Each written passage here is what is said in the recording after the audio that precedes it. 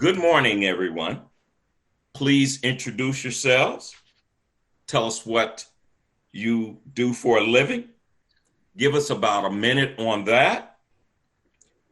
And also let us know what a good lead is for you and where you are speaking from.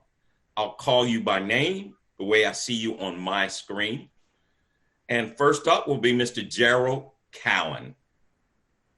Good morning, everyone. Gerald L. Cowan, lawyer, Indianapolis, Noblesville, and very close to Indianapolis. I am writing wills and trusts, settling estates, settling trusts, funding trusts, and I'm offering a free review of an estate plan for someone.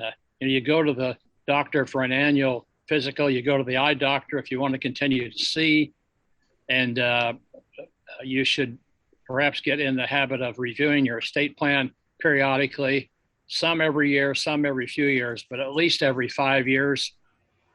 Most all the work I do is one-shot work. I credit Rhoda with a lot of coaching and a lot of ideas and helping me keep going during this COVID time. If you haven't asked Rhoda for advice, you're making a mistake. There are major changes proposed in the in the tax system by Bernie and Biden, B&B. They ought to drink more of those, I think. But anyway, I handle serious dog bite cases. I'm sorry. I handle serious injuries and wrongful death cases, but only if they're meritorious and are worthy of representation. Thank you very much. Goodbye. Thank you, Gerald. Gloria, please. Good morning, Gloria Thomas from Columbus, Ohio. My company is Secret Direct. We help people look better, feel better, experience the world, and now earn income. So a good referral for me right now is anybody who has problems with sleep, discomfort, energy levels, that kind of thing, and anybody who wants to get out and experience the world right now. Travel is back.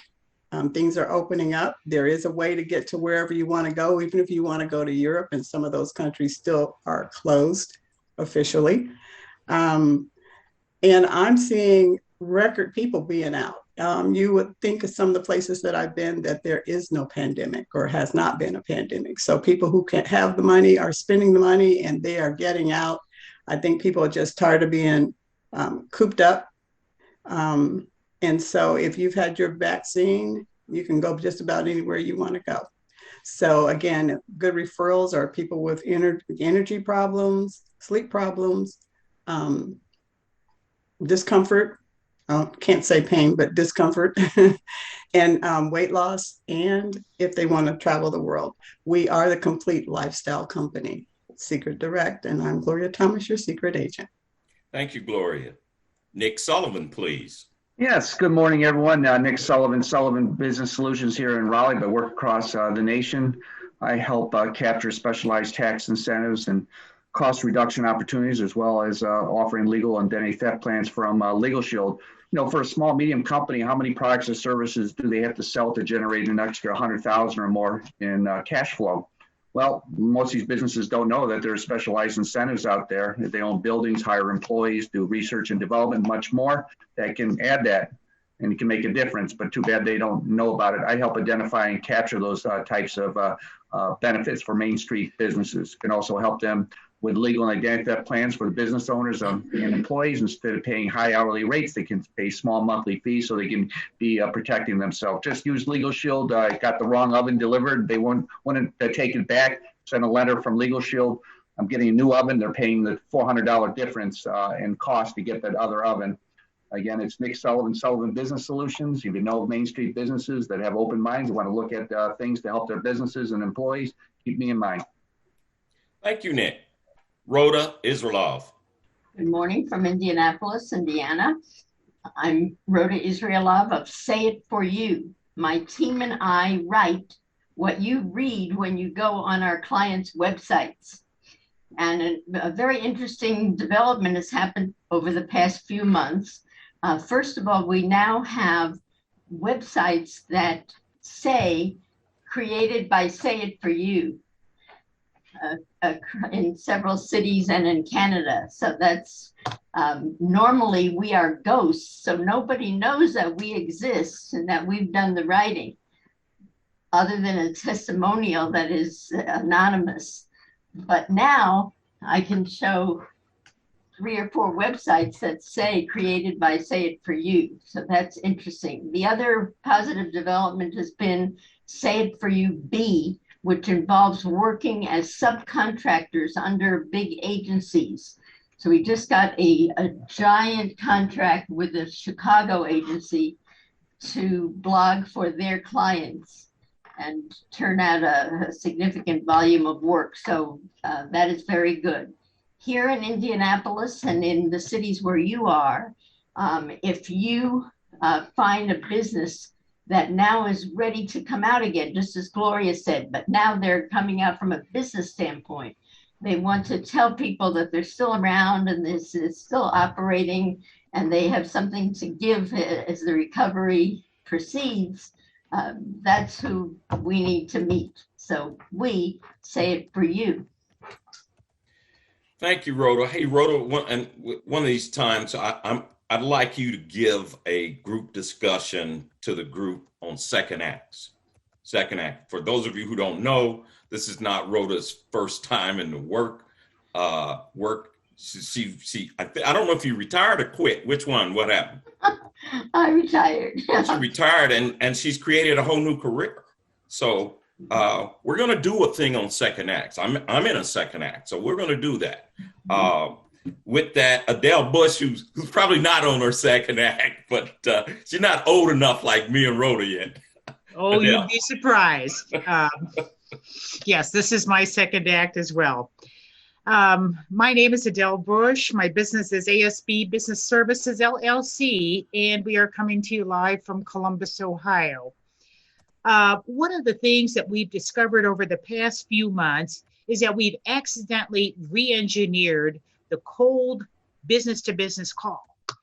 And I've developed a strategy where the call isn't cold. In other words, we use our RSVP services: research, source, verify, prospect. And that's how we get in the door for a lot of our clients. We use these methods and it really works. Right now, I'm doing what we call a visual visitor project for a client. They have no information at all except they know where the visual visitor came from. And we're calling those facilities when I'm prospecting through to find the right person with the right information and delivering that back to the client so they can market to them. This is what we do. This is what we love to do. So if I can help you in any way, discover some new clients, some new markets, some new companies, please feel free to reach out to me. Adele Bush with ASB Business Services, LLC. Thank you, Adele. Thank you. David Garrison, please. I'm Dave Garrison with Mutual of Omaha Mortgage. To back up Rhoda a minute ago, I put something in the chat. If you guys want to go to my website, you can see some examples of her blogging. Bunch of examples of her blogging. Anyway, I'm in the reverse mortgage business, and I work with housing. On housing, utilization of housing wealth with wealth advisors and real estate agents and their 62-year-old and older clients to, among other things, increase cash flow, reduce risk, purchase a home, improve liquidity. Good lead for me is really any of those vendors, real estate agents, wealth advisors, or a client who is interested in utilizing the equity in their home while they're alive to see the fruit of it. Dave Garrison, and I'm near Martinsville, Indiana. Mutual of Omaha Mortgage. Thank you, David. John Vandersall, please. Thank you, Keith. Good morning from Indianapolis. John Vandersall, a residential real estate agent with the FC Tucker Company. I office out of the Keystone and the Crossing branch.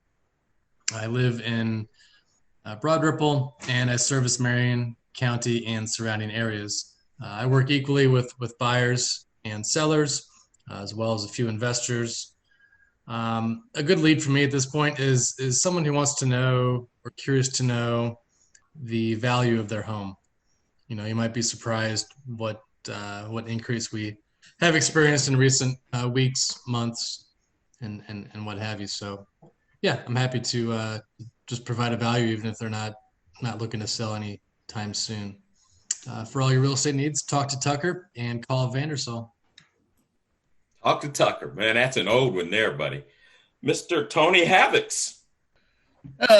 Finally on for a morning. I've been busy, Chicago and elsewhere and the like. And actually, I've got to get off in about 10 minutes because I've got a 9 to 11 international call. Tony Havocks with PH2. We do environmental health and safety consulting and forensic engineering, try to manage people's risks so they can go to sleep at night. I do work here in Indianapolis, but all over the U.S., projects that include everything from failure analysis of building components to things that get contaminated by you name it. It could be foam from a fire extinguisher to foam from a big fire that causes what's called PFAS contamination, which is a big deal right now because the limits are down in the parts per trillion is acceptable.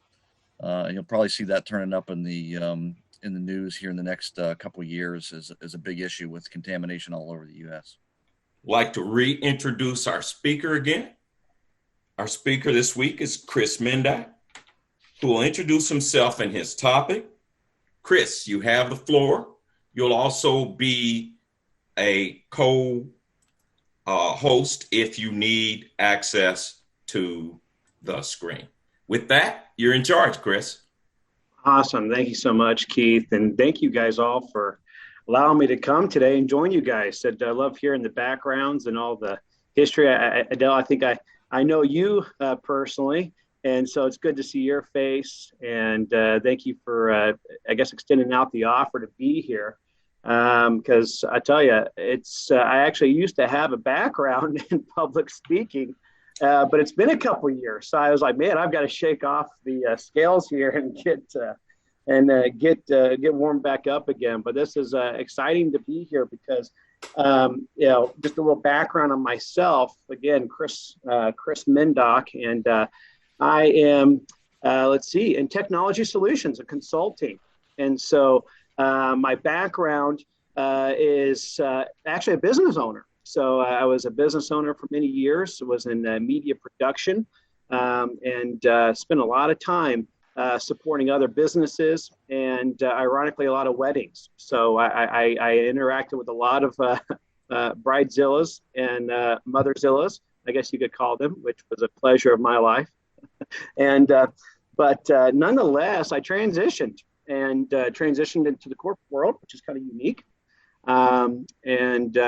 Started working for Ausdall and Farrar here in Indianapolis area. And it was actually really great. I think I heard FC Tucker out there. I think, John, you guys are actually a client of ours. So that's exciting to see some of the endpoints where we support from one of the aspects of what we do.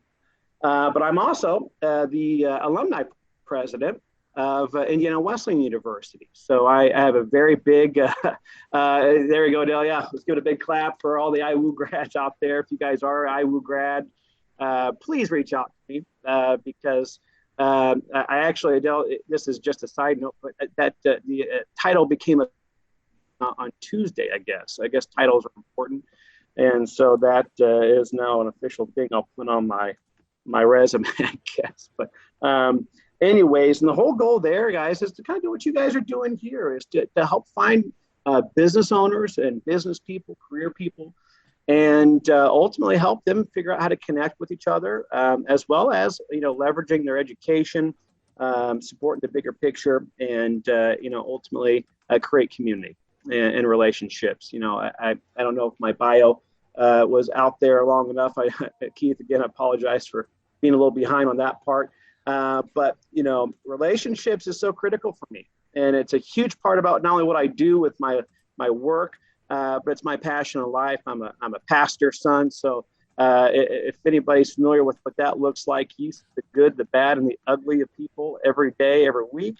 But at the end of the day, a relationship and meeting people where they're at is such a beautiful thing. And so I love that. And so And I'll extend this out there. I know there's lots of backgrounds here, lawyers, business owners, mortgage people. I mean, just copy. I think, Rhoda, you're in copy and writing. Okay, so a little background. I used to be in print advertising for a little bit, a handful of years, helped run an organization, and my life was copy and making sure verbiage was right and everything. So I wish we would have known each other then, because I hate writing. But nonetheless, my goal here is to yes, the topic. I'll get to the topic, but ultimately, I want to help you guys. I want to support you guys. And help grow your businesses, support you guys any way I can. So please feel free to reach out to me after this. If I know there's some leads I heard about, kind of what it looks like, let me know. We've got a lot of great relationships with some senators and just other people throughout the community, and we love to leverage those relationships to support small and medium business owners. And so we just that's our heart and our heartbeat, my heartbeat. And so that's where we built our business. Just a little background here. Van Ausdall and Farrar, if you guys kind of see the background here behind me, I'm sitting in our on-site museum. And I thought it would be appropriate to sit here because we're a 107-year-old company. And that's kind of rare. And just to give perspective, this is the second pandemic we have worked through as a company. You know what I mean? So to put it in perspective, longevity, but we built our business in over a century's worth of history on small, medium business relationships. And so there's nothing more important in my world than that. So I loved what we were talking about. I heard the second kind of the second run, right? And what I thought about was legacy. Not only of us as individuals, but as our businesses. And I thought, wow, what happens with our legacy if we make a few small mistakes and it's all gone? How critical. I heard a lawyer, and we work with quite a handful of lawyers throughout town. And one of the things I've learned, and maybe Gerald, you can maybe tell me if I'm right or wrong, but one of the most critical things in a lawyer's world is their reputation. Your reputation is everything, at least from what we've kind of acquired from interactions. And quite frankly, you charge according to your reputation. And the greater the reputation, the more you can charge, and the more profit you can generate. And at the end of the day, it only takes a few things to completely destroy that reputation, both personally or in the business world. And so as I was thinking, I brought up a topic, and I'll share a little bit more on Van Ausdall's background, but we have thousands of things that we do and we talk about and we can go out and share on. And I thought, what's the most important thing to somebody's reputation, to their business credibility? What can sustain longevity? And what can ultimately create a business that can last for 107 years? And my thought, kind of came. I was like, okay, there's a lot of things I could talk about, but I chose security today. I heard somebody else talking about kind of security of personal assets, personal information, and so forth, and it's so critical right now. As we look at the marketplace at large, what's happened in the past couple of years? Is it the same as what it was back in 2019? And Phil, and by the way, please interact with me. I love interaction. I teach a Sunday school, and I love interactions. I love questions being thrown out there. Please don't be shy. I won't take offense. It won't distract me too much. If you do, then I have a PowerPoint I can pull back up to get this back on point. But Michelle, seriously, what are some things that have changed in your guys' worlds since 2019 to now with how you work and do work? I'll throw that out there. You guys can put in the comments, or you can talk, whatever works best for you guys. The pandemic is obvious, right? That's an obvious one. Yeah. What does a pandemic cause? I know these are kind of like maybe Doug questions, but at the same time, it introduces a new. Oh, go ahead. I was just going to say, for our industry, travel industry, it shut everything down. So we couldn't do anything. And so our company began to diversify and look at other avenues. And so we've now added on skincare, we've added on nutrition, And during the pandemic, those were real concerns for people because they wanted to build their immune systems and all that kind of thing. So it caused us to diversify. Yeah, vitamin C, little zinc, little, vitamin D, and all that good stuff. That's critical, right? Huge. Nick, you were going to say something. Yes, it changes. Accelerated the way we communicate. Prior to the pandemic, I was more face-to-face in my businesses. Did employee benefits, it was face-to-face. Now I'm doing Zoom. And maybe that would have happened in the future, further in the future, but that accelerated that change. Yeah. And I'll ask you this, have you become more efficient with your time? Yes, I'm more conscious of all the dead time I had traveling between meetings. I still think face-to-face is the highest level of communication, but you really got to weigh it now. Going to one meeting, networking meeting, it takes up the whole morning by the time you get back. Yeah. And relationship is so critical with communication and how we communicate, right? And we've seen that shift with how, in fact, just kind of a statistical thing. In some areas, it was actually brought forward 2 to 3 years as far as how a lot of technology companies were approaching the marketplace. And then some others were even 5 to 10 years, especially in the AI world. AI security. What does that look like, right? How does the robots and the automations of our world that impact our day-to-day realities that we don't even know how it really truly affects us? And if I had a separate topic, I would talk about AI and how it's changing the world.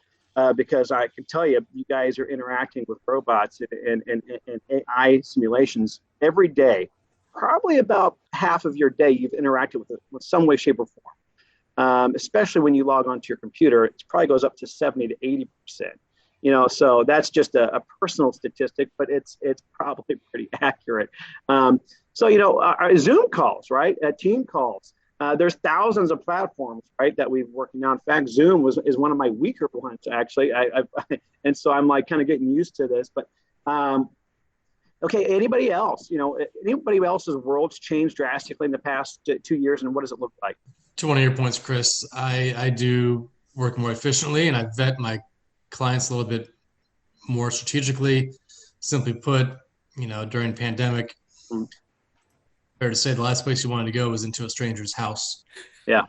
So there's actually two pieces to that, right? So anyone I took around was qualified, willing, and able buyer.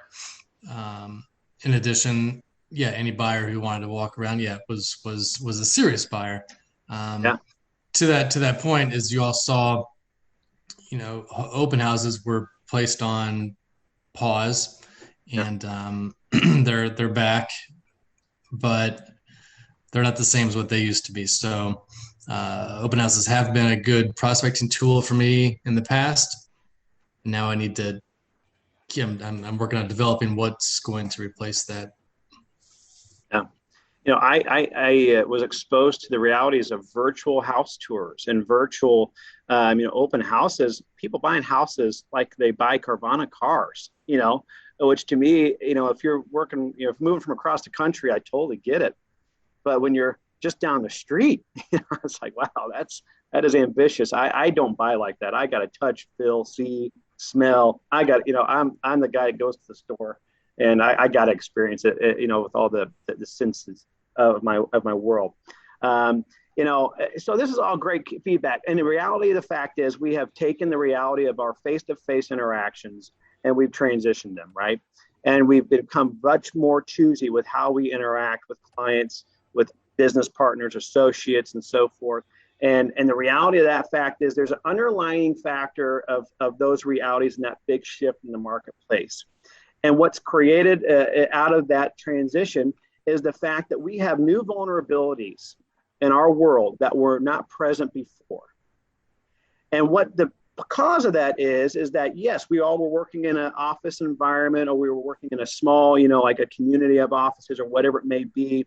Maybe some of us were working from home and kind of more transit, but I know several companies, large companies, billion-dollar companies that did all these remodels, millions of dollars remodeling. Then the pandemic hit, and they're like, well, we're never going to go back to our office. We just have a really nice ornament basically in the middle of the city. And it's like we don't. Our guys are just as efficient at home as they are. And quite frankly, we want to bring them back because we don't want to shoot morale down. And it's like, okay, well, how are you addressing all those endpoints now? It's changed, right? You no longer have the infrastructure that you created at this office or in your HQ. And now we have to figure out, okay, well, how are we going to address that? As ultimately, every time you add an endpoint, you add a vulnerability access point, right? And that can come through thousands of different ways. And some of the ways that we don't even think about, right? So awesome stuff. And by the way, Keith, how long do I got? I want to make sure I'm not abusing time too much here. You got about 14 more minutes. You're in good shape. You're in good shape. Perfect. Awesome. Well, what I'm going to do is I'm going to share this really quickly here, and that way we can just kind of talk a little bit further in depth here on security, how it interacts with us, and ultimately, how it looks in your world and how it is relevant to you guys. I know sometimes, and I don't know how many employees everybody has, or if it's just a one-man shop or whatnot. I work with everybody in between, but I'm telling you, even if it's just you have to. These are things that I'm going to share that you have to focus on and pay attention to. Not because that, you need to go out and buy a bunch of stuff that you just don't need. But ultimately, at the end of the day, is your security, your legacy, everything that you work so hard on to develop is worth protecting. It just takes one thing to completely lose it all. And I'll share a little bit more on the details of that. Anyways, so here we go. All right, so I'm just going to share this really quick, and I don't want to get too much in the weeds on this, just some opening remarks about Ausdall and Farrar. So we have 4 pillars of business that we work within: information, communication, print, and process. And what does that all mean? Information flow. So this is the criticality that I'm sharing. Anytime you share information, whether it be an email, a phone call, it's a message on your phone. It's accessing your database to put information in there so we can keep track of all your clients, your calendar. What are you doing on social media? Anytime information is exchanged, there's a realities where you're putting yourself out there for risk. Communication. How are you interacting? What's your infrastructure? What's your network look like? These are all these kind of big words, and everybody's like, what does this even mean? What is the cloud? What's this whole thing called? The internet, right, was back many decades ago, but everyone's like, what is even the internet really? What is that even? Right? Print. Here's a lot of people know us for our print environment, and what people don't realize is that if you have a printer in your office or at work or wherever it is you go to, 30% of breaches in a company happen at the printer. And so, because what we have to realize, it's not just about the device. It's about the data that's going through those, kind of the 3 Ds of security. So devices, data, and documents. Those are really the 3 most criticalities of security that people don't really pay attention to, and they really should. And then process. What are the protocols? What are the business process that you guys are doing every day that are very paper intensive or very just workflow intensive? And what I mean by that is, what does your day-to-day look like from beginning to end? Let's say if you bring on a new client, what does that process look like to get them started, to get them into the rotation of what you do and to maintain that client? And so hopefully today, even though it's boring, security, okay, does anybody like to talk about security? It's either you have 2 things, either you're like, I could care less, or I'm scared to death. What do I do? Right? There's typically 2 realities for people in the security world. But hopefully today, nothing great is ever achieved without enthusiasm.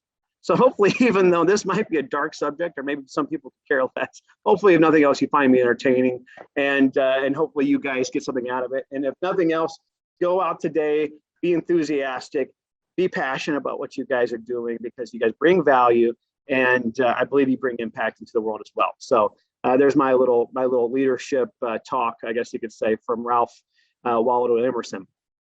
So what are we about? So our mission is to create value-driven business process, technology solutions, delivering a world-class customer experience, which enables our customers to enhance efficiency and profitability. Our employees are challenged with life as lifelong learners and deliver value in every engagement. And so what does this matter? So at least for me, I'm all about mission statements. What is the mission? What is the North Star? And what we have all come to realize is that COVID has created a reality where we all had to relearn. We all had to step back and say, okay, how are we going to do business moving forward? And what is it going to look like? Because it's not going to look like what it used to. And so some of this I'm going to skip through here because it's for time's sake. But these are some of the guys, some of the things that we manage, we do.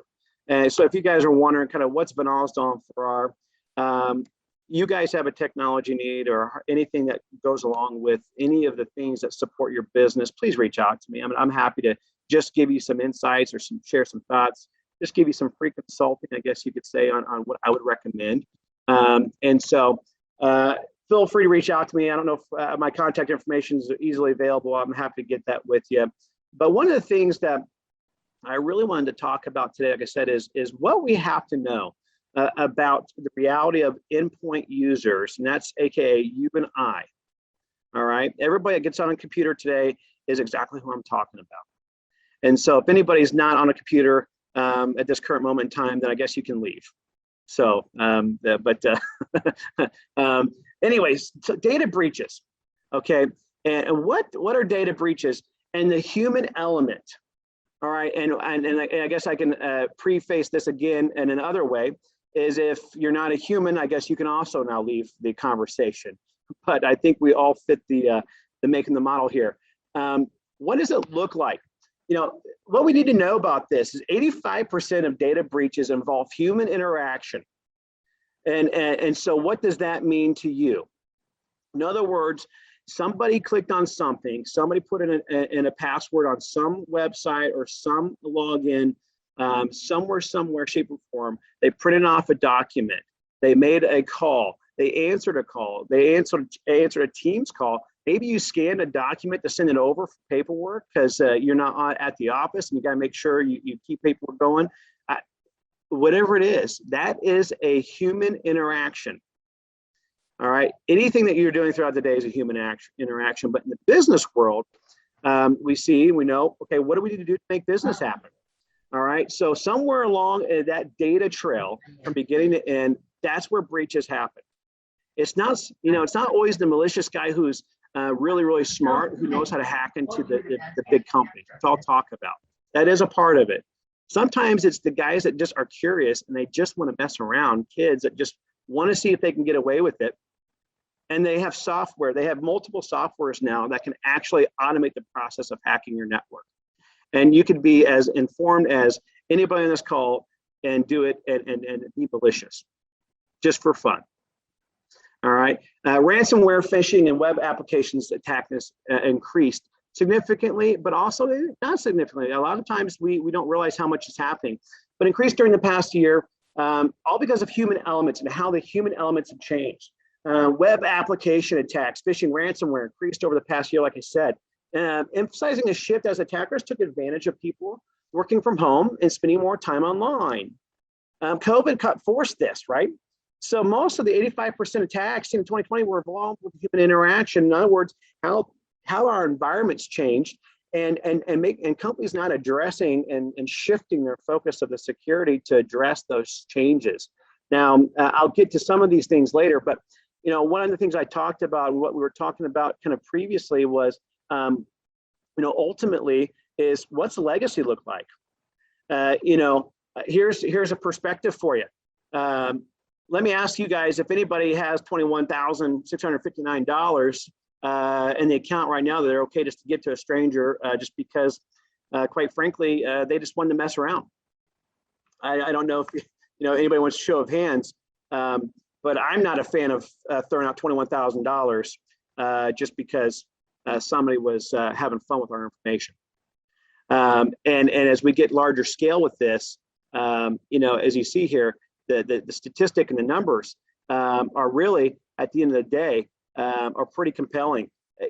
Anywhere from $826 to $653,000 throughout the course of the past year. I don't know about you. When I was running my business, $21,000 would have been crippling. It would have crippled me. You know, that, and not because I wasn't creating enough revenue to cover that, but how am I going to recover from losing $21,000 when my camera that supports my business costs that much? What am I going to do to buy the camera that supported my business? That way I could keep going out and doing media production. You know, that's how I look at this. It's not what the dollar amount, but what does it do for my business? How does it create? 95% of computer breaches led to losses fell between, like I said, the millions of dollars. And that's talking about your bottom line loss. I mean, I don't know about you guys, but $1.6 million, not only is it crippling, but think about it like this. Not only is it you, but it's your whole database and every client that you possess. How would it be to be a lawyer to have to reach out to all your people and say, hey, by the way, I've got a breach. All your information is at risk. Not only that, but your livelihood is at risk, right? Mortgage guys. I mean, you know, let's put it like, I know a lot about the mortgage business, got a lot of friends in the mortgage business. You know, how much sensitive content is out there, social security numbers, bank accounts, everything else. What happens if one of those accounts, the social security numbers, get out there for a large client? It's devastating, right? Not only the lawsuits you have to deal with, but just the reputation loss. So as we see an increase 6 to 11% over the past year. Now, what I want to get to here, all this is to say this. You know, what I'm trying to bring is that, have you guys taken the time to really say, have I really paid attention to how I am interacting with my information, my client's information, and the security of it? It's absolutely critical to focus on this, not only from a standpoint of credibility, but a fact of it's just a simple business trend. It's a business reality. We have to protect our assets. We're either growing our net worth, or we're protecting. You know, simple, you know, financial planning 101, protect or grow, one or the other. And as we also see this, you know, emails. I mean, is anybody working a lot from emails now? I mean, kind of even changed. We've changed from maybe phone calls and, you know, face to face. And I know from my world, significantly shifted to email over the past year.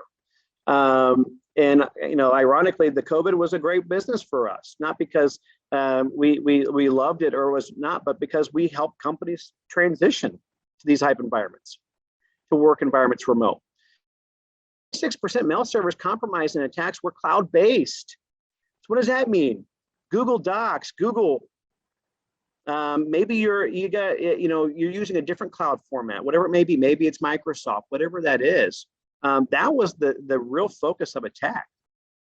So that's it's definitely something you know, we all got to think about. Now I'm going to skip through some of this here, but one of the things that remember the pipeline attack? It's pretty relevant. It's pretty current, right? I mean, there's been several other ones that have been a little bit more up to date, but it's definitely a current event. Okay, look at this. The goal was not to disrupt the economy by taking a pipeline offline, but to hold corporate data for ransom. This was not an attack on the American people. This was an attack on the company. And it just so happened that we saw the spiral effect of how it shifted out to all the end users, AKA your clients, us, gas, right? We saw gas prices. We saw all the madness going on, all the memes coming out with people filling trash bags with gas and all. It's just, you know, this madness, right? But think about, put yourself in the pipelines scenario. Who are your clients? And if somebody got a hold of your actual assets, what would happen to your clients? All right. So obviously we kind of know the background here. What I'm going to say is I'm going to close out on this. Hopefully this has been informative. I just wanted to kind of give you guys some top points here, just to give you guys some insights and some thoughts. How are you addressing security in your environment? And so one of the things that I just as a gift to you guys, because I just want to help people. Nothing comes out of this for me.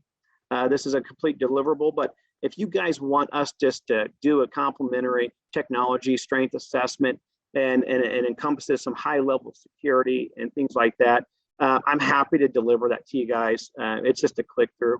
It's a click through, but it's a smart assessment. So it kind of gives us back a lot of content that we can share with you guys to kind of help address some of the things that might be a criticality in your world. And so that's something that, I just want to throw out there for you guys. But final remarks, if you guys have IT people or whoever your IT person is, or if you're the IT person, you got to take time to say, how am I going to address security in my environment? How am I going to protect not only myself and my information, my medical records, all my sensitive content, but how am I going to protect my clients? And I'll tell you this, if you have a firewall that doesn't eliminate the human interaction aspect of security threat, that's where 85% of threats are actually broken through. It's not just a firewall issue. It's not just, it's so much more than that. So I recommend that if you're relying on just those kind of basic things, which are great, you got to have them, go a step further. And if you guys need help with that, feel free to reach out to me. I'm happy to answer questions or do my best to kind of support you guys. But nonetheless, I hopefully this was, hopefully that was kind of meaningful. Hopefully it gave you some insights, some free information, I guess you could say, to kind of support you guys, and hopefully it was some value to you guys. But any questions, I'll just open up to the floor. And Keith, cut me off. I just want to be here and available, and just whatever I can do for you guys. Yeah, real quickly, small business owners, we don't think about this stuff. And the key thing that Chris says is you need to take time. We talk about the invasive breaches, but how many of you guys have a backup for what you did yesterday? If you can't shake your head and say, I have that, then it's not, security is more than some guy coming in there and fishing. It's like, this is your stuff. And I think, Chris hit all these highlights perfectly. This is your stuff. And if you don't care about your stuff, guess what? Go ahead, Chris. Well, I was going to say, just a perspective here, guys. This isn't, like I said, some smart guy. You can actually, this is just an example. Anybody ever hire anybody? Anybody ever interview somebody? Anybody ever print off their resume so that way you can review it during your interview? You can actually put code in that print job to where that printer now becomes a watch spot for the network, and they can go anywhere they want on the network laterally. So in other words, your telephone systems, your laptop, anywhere. So just as a perspective, I can fly a droid by your network, your Wi-Fi, your house, and I can access that within a couple clicks. I can break into your whole IP address and have access to everything in your world, including your TVs, your cameras, your security system, anything else that's on your network. So just a perspective, it's people with malintent are very creative. And you have to understand that it's not just, like you said, phishing. It's a fun game to some of these guys, and some of these guys are paid very high dollars from government agencies and so forth to be very good at what they do. So just a thought, there's a lot of things out there that are different perspectives. And again, it is your stuff. You've worked so hard for it. And why risk losing it? It's like having a life insurance policy, right? It's one of the basic things that we kind of look at just to make sure, hey, if anything happens to me, I'm covered. My family's covered, right? Same thing in this world. It's the basics of tackling and blocking of your business. Yeah, and one of the things I learned about backing up and security about 8 years ago. At the time, I only had maybe one computer, but I didn't have an online backup situation. When it went down, I wasn't concerned about my clients and stuff. I was concerned about me, right? I had to rebuild every single thing. Since then, you can bet your butt daily my stuff gets backed up. I pay for a service, but it's this is, and small business owners, we don't think nothing of it until it happens. Well, I'll put it in other light for you. guys, some of you guys have to deal with compliance issues. How is that backup being handled within compliance? That's critical. I live that world. I live HIPAA world. I in the healthcare industry, support a lot of our hospitals here locally. And that's something that we have to always be looking at. And how is those documents, that backup, how is compliance being met within that world? This not only security, but like I said, one little wrong miss or one little document in the wrong area or something that's not in compliance, that can cost $10,000. It can cost $20,000. Each mistake could cost a significant amount of investment. And also on the other side of this, your personal information. Let's just talk about grandma or mom. How about all the pictures of the grandkids that she values more than anything else in the world? Seriously. I mean, it's on her hard drive. Let's say somebody tags her and is pinging grandma or mom for $500 or $600 just to release their pictures back. Yeah. How often has that happened? Or people take advantage of the elderly? That's the nickel and diming that people are doing now. That's really kind of, in my mind, I just think is the most cruel and horrible thing in the world. But, that's personal information and content that only has value to you. And that's what they want. They want the emotional stuff. Adele, you had a question? Yeah, actually, just a comment. I think a lot of us who have small businesses, especially if you're in the startup phase, we use our own home computer. Now, I know I have client information on my computer here. Actually, it's through the cloud that I communicate and connect with them. And quite honestly, your presentation today, Chris, has really, really inspired me. I need to get a business computer just for my business and keep my personal stuff separate. So thank you for that. Yep. There's a reason why companies give their employees computers. Mm-hmm. It's not because they want convenience. It's because they want to be able to control the protection and the environment and the assets of the company. It's not because they want to send you home with a computer. I mean, that is part of it too, but it's because they want to be able to control how information is flowing through that network. Any other questions, John? Yeah, thank you for sharing, Chris. Very insightful and educational. Nice reminder that did I hear you right? A large percentage of, call them attacks or breaches are human and not computer. My cell phone is on T-Mobile Sprint carrier, and I've noticed, as I'm sure others have, I'd say once a week, my caller ID will say scam likely. Yep. And I don't know what that means, but I don't answer that phone call. And please give me your insight on this, and I'll put my hands in the air and say that I don't want to say realtors or targets, but I will answer my phone anytime, anywhere, any day, any number, except for the scam likely, because I don't know if it's a potential client on the other line. Hey, is anybody in sales? I mean, we're all in sales, right? Every salesperson answers every call because you don't know who's on the other side of the line, and you want to make sure you don't miss any opportunity. Quite frankly, every opportunity makes a difference. And so, yes, especially people in real estate and banking and people that are on their phone all day long, of course they're a threat, right? That's just the reality. Because like I said, it only takes one time for that person to mess up once, especially when you're interacting with sensitive content like the social security numbers, like the banking accounts, all those things. I mean, that's just easy pickings. They want to find that one new guy who messed up and wasn't trained, doesn't know how to handle, things like that. Or if you say a weird email, it's like, oh, this doesn't make sense. I don't feel like I remember having that conversation with my client. That's a huge red flag in our world. I just wanted to join this up with, because Jerry is on the call, that it's so important for you. What if you weren't here? You had died, or God forbid, you're sick.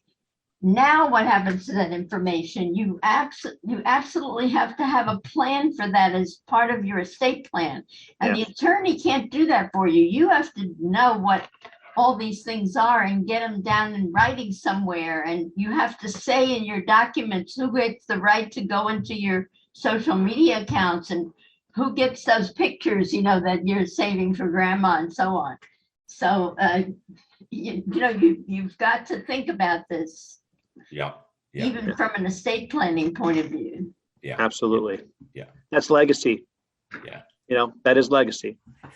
Well, thank you guys. And Chris, thank you. Once again, small business owners, we get into like the hustle, we get into the grind, but it only takes one time to go wrong. Yeah. One time. So with that, appreciate you guys all showing up. Chris, thank you so much. I will see all you guys next week. Thank you. Bye-bye.